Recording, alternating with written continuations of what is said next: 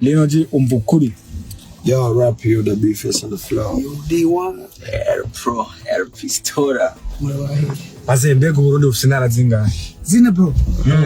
Shwete zine zitanu. Chini munani bro. Zine barazigabu. Abo gutanyerera bro sindayiba. Okay. Chini naho tutabizi twese sivyo? Yeah. Tugomba gutanga challenge. Twebwe tuva mu ntara ya Kayanza. Izi crane zose tunudusane twa ruguru twasanutse. Sivyo? Tugomba gutanga challenge ku basani ku ntara zose z'igihugu. Turabaha top 10 y'abaririmvyi bava mu Kayanza namwe mutuzanire gwayo. Ijya comment bayigize kubera iki muri gusanga. Ya nta vyadaje. Kandi mu Kayanza nyene. Ya none wovuga ko ari bo bakaje gutega Patrick. Okay, twagiye beef is on the floor. LinoG. Yeah man. D-ONE El Pro Money Flair. Everyday winner. Everyday winner. Ivyo. Iritina. KJ. Yeah man. Pablo Tiga. Pablo. Bamaze kuba Kayanza. Yo, 30. Sarabanye. Mo gusaje ikintu cambabaje nuko bashatse kwishira hejuru nkaho mengo ntabandi baririmbyi bahari. No kata abandi bagize challenge nyuma ya hajya. Ega bacoshaka akantu baravuga ati bijya bintu sivyo bijya bintu sivyo. Ntabwo ari ibyo nagato. Tugeze ku basani 50. Tugomba guchange. Brothers, yeah. Izindi ntara zizana abasani bacu. Ni comment wagize uravuga ati kada. Nta baririmbyi bo mu Kayanza ngo nibo benshi cyane ngo bazi kuririmba. Abaririmbyi bo mu Kayanza ego araga challenge nabonye ku mbuga kariko kararengana.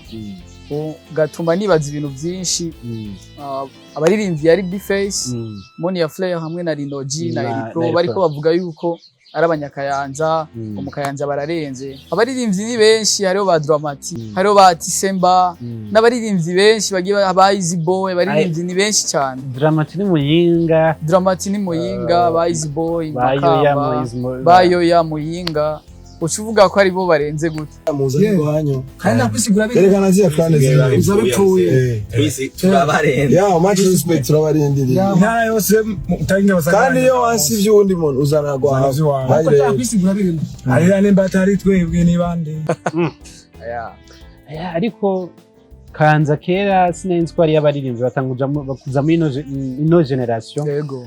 Benshi twatuze ka Rang Story Gitega cyo kimwe nabande Makamba ba Mukombozi na Bafizo. Ariko na Kayanza biratanguye kugira batanguye gusinimuka mu bijanye no muziki. Muri cyane. Oya, gusa wowe warakumvirije neza kaka video. Warigeze wumva bavuga ko ari new generation. Yo jambo wararyumvisemo. Niko nibajije. Ntabwo babivuze. Ko nibo bahari bonye nibo mu Kayanza.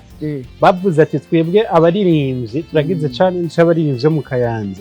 Bisubiye ko ari bo baririmbyi bari hiti mu gihugu cyose. Oya. Iyimvyo mu Kayanza wagwana. Je challenge ndayikoze. Mwarabuze abantu babishura ariko imakamba hari yo abaririmbyi benshi cyane. Izindi ntara zizana abasani bacu. Muzanye gwanyo.